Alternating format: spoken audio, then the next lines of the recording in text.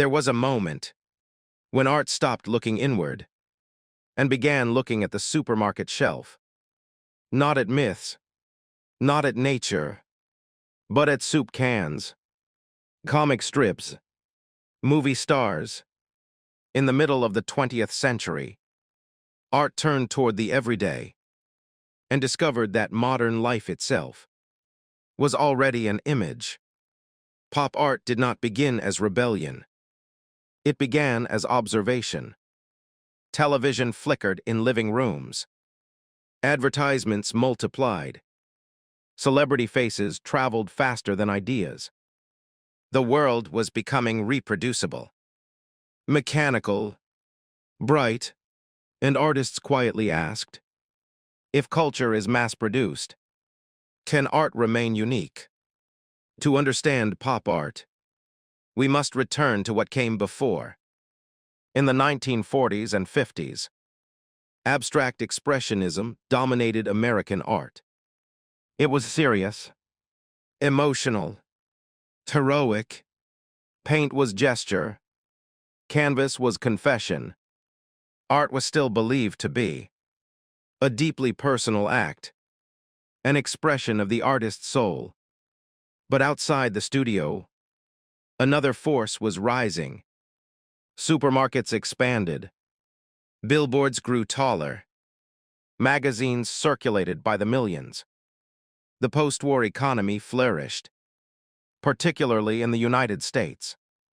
Consumption became identity, and culture, increasingly, was shaped by repetition. Pop art emerged in the 1950s. First in Britain, artists there examined American advertising as a kind of mythology. One of the earliest figures was Richard Hamilton. He asked a deceptively simple question: what makes today's homes so different, so appealing? Hamilton's collage assembled bodybuilders, vacuum cleaners, televisions. Domestic space became a showroom. His work suggested that modern life was already a curated display. Art did not need to invent imagery. It needed only to frame it. But it was in the United States that pop art found its full voice. Here, consumer culture was not imported. It was infrastructure. Advertising agencies shaped desire. Television shaped memory. And artists began to treat commercial imagery as raw material. Pop art blurred a boundary that had existed for centuries. The boundary between fine art and popular culture. Could a comic strip hang beside a Renaissance painting? Could a brand logo carry meaning? These questions were not loud. They were surgical. Two figures would define this transformation: Andy Warhol and Roy Lichtenstein. Their methods differed. Their subjects differed. But together, they altered the direction of modern art. Born in Pittsburgh in 1928, Warhol began as a commercial illustrator. He understood branding before he entered a gallery. He understood repetition before critics theorized it. For Warhol, the modern world was already aesthetic. He simply mirrored it. Warhol removed visible emotion from his work. No expressive brushstroke, no dramatic gesture. Instead, screen printing, mechanical transfer, industrial repetition. His studio, the factory, operated almost like an assembly line. Art became production. In 1962, Warhol exhibited Campbell soup cans, 32 canvases, one for each soup variety, arranged like grocery stock. No hierarchy, no symbolism, just product.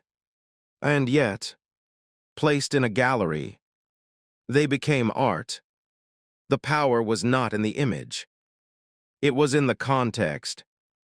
By repeating a commercial object, Warhol questioned originality. If every can is identical, why must art be unique? Perhaps meaning comes from recognition, not invention. That same year, Warhol created Marilyn Diptych, 50 images of Marilyn Monroe. Bright color on one side, fading black and white on the other. Glamour and disappearance, celebrity and mortality. Repetition becomes haunting. The face multiplies, then dissolves. Warhol was not painting emotion. He was examining circulation. Fame, like a product, can be endlessly copied, but it cannot resist.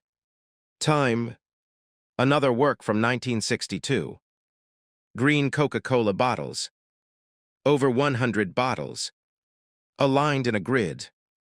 Uniform, democratic.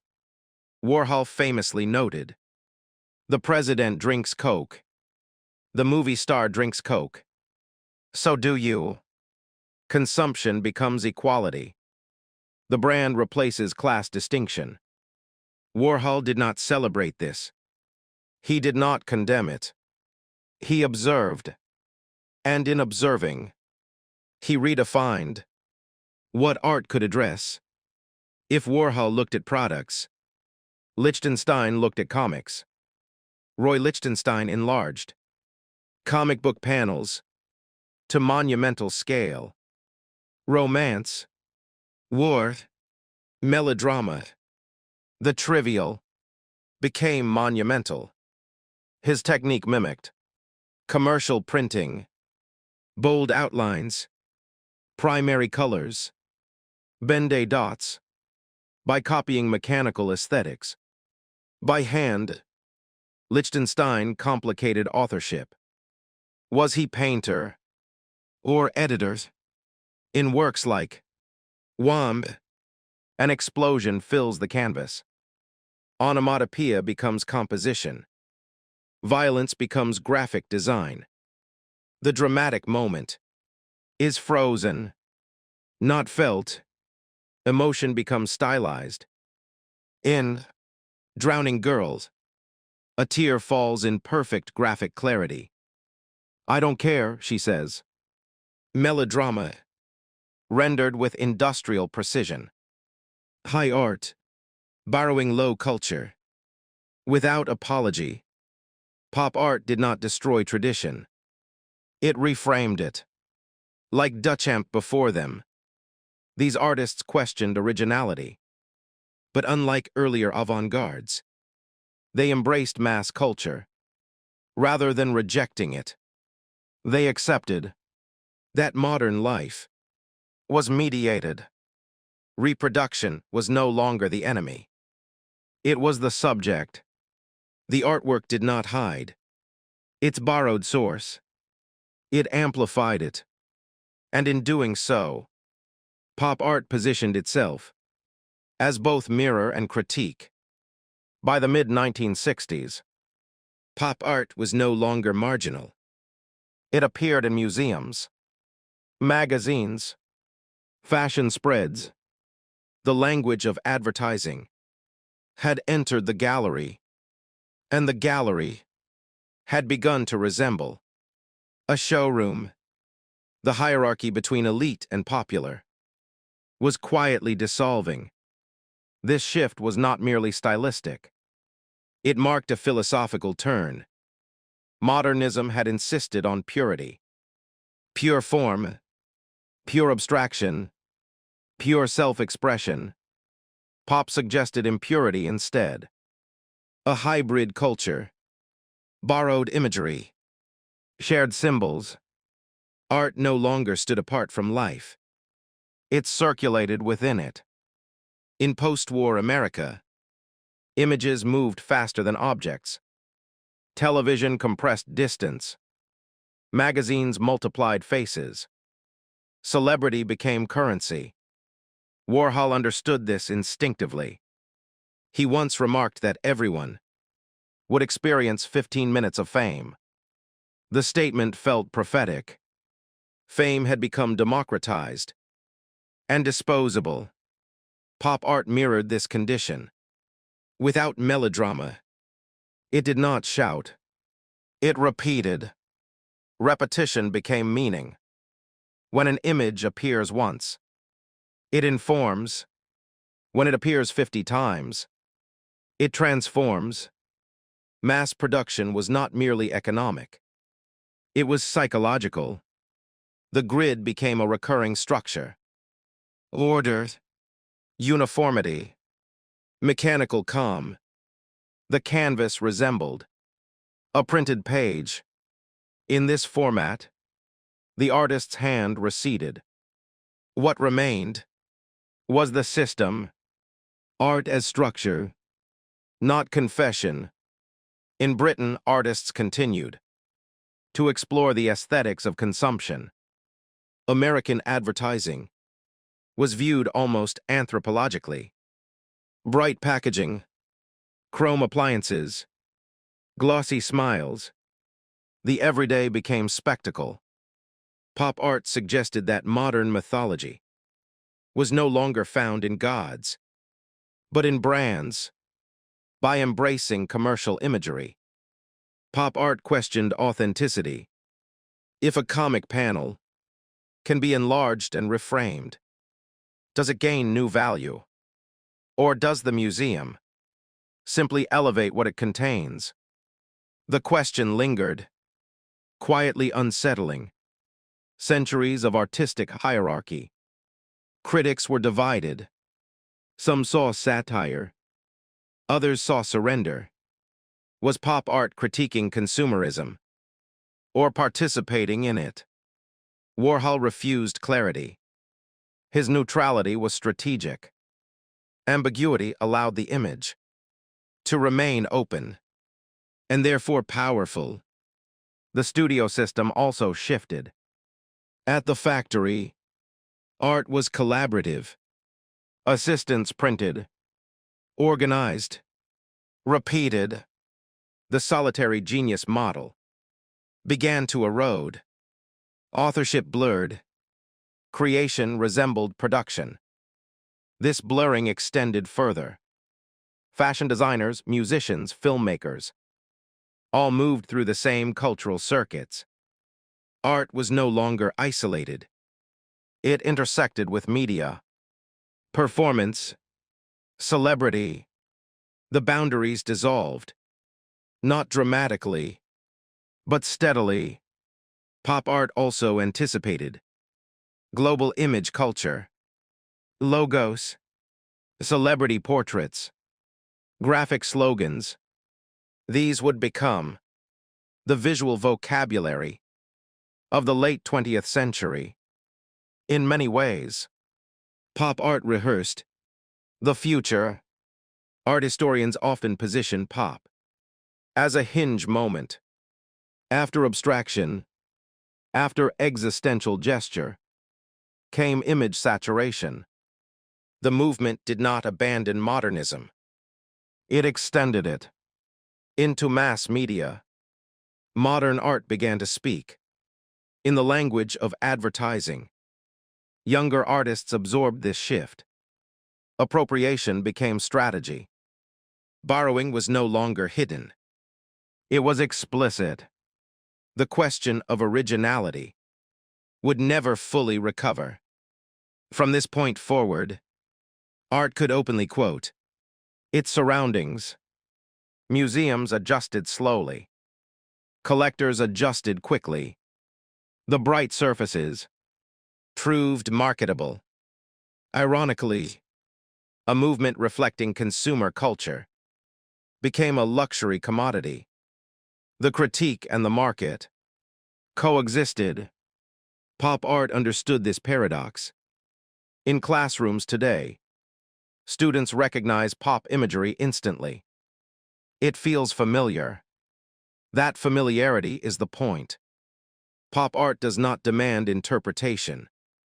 Before recognition, it invites viewers through shared visual memory. This accessibility distinguished it from earlier avant-gardes.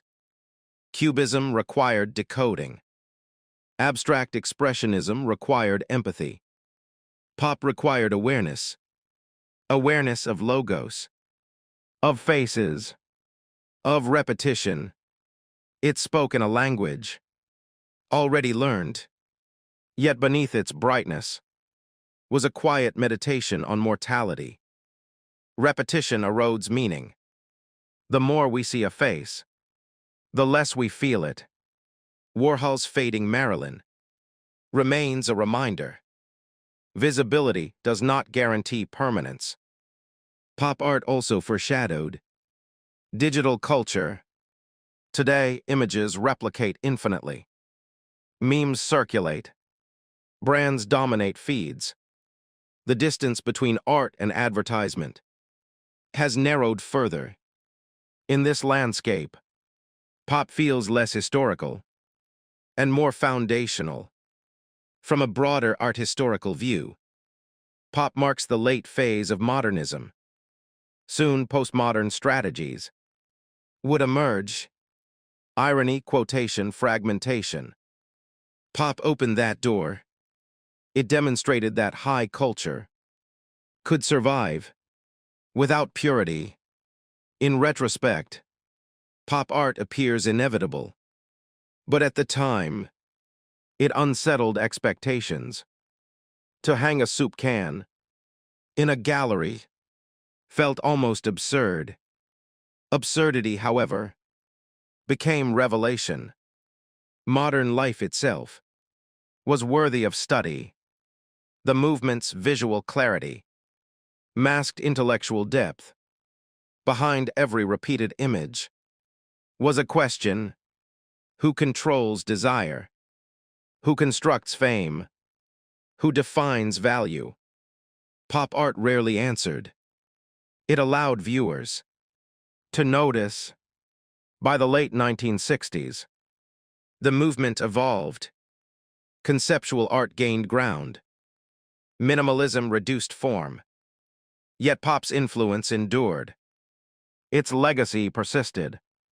In advertising aesthetics, graphic design, and visual branding, its language became universal.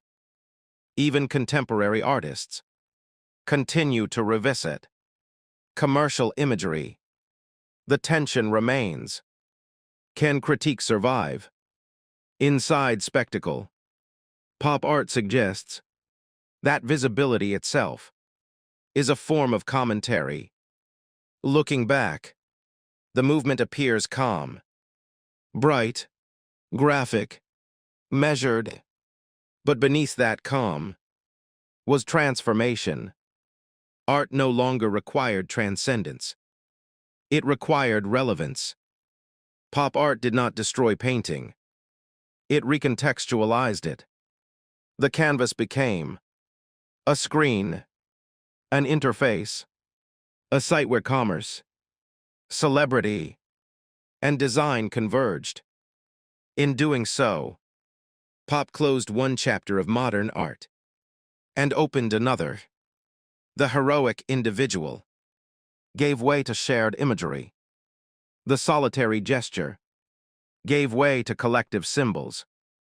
Art became a reflection of circulation.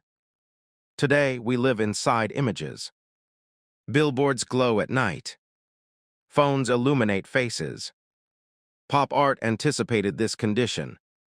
Without anxiety, it studied surface to understand depth. What remains striking is its restraint. The works rarely shout. They repeat. They aligned. They observe. And through observation, they reveal the structure of desire. If modern art began with a fragmentation of perception, it matured with the multiplication of images.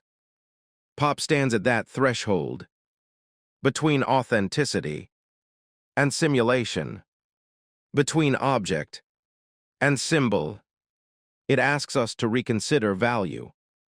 Is rarity essential, or can meaning arise from the familiar, from the logo, seen daily, from the face, repeated endlessly? Perhaps pop's greatest insight is that culture is collective. We recognize images together. We consume them together. And through that shared recognition, we construct meaning. In the history of modern art, pop marks a quiet pivot from inward emotion to outward imagery, from individual angst to collective symbols. It is neither cynical nor celebratory. It is attentive, and in that attentiveness, it remains relevant, because the world it observed, mediated, branded, repeated, has only intensified. We have not moved beyond pop. We have moved deeper into it. The supermarket shelf has become the digital feed. The magazine spread has become the algorithm. Images multiply without friction. Pop art's questions linger quietly within this abundance. Can repetition create meaning? Can surface contain depth? Can art survive inside commerce? The answers remain open. But the inquiry, initiated in the 1950s, continues. Pop art did not offer escape. It offered recognition, a mirror held to a changing world. Soup cans, comic panels, Coca-Cola bottles. Through them, modern art confronted modern life. And perhaps that is its legacy. Not irony, not brightness, but clarity.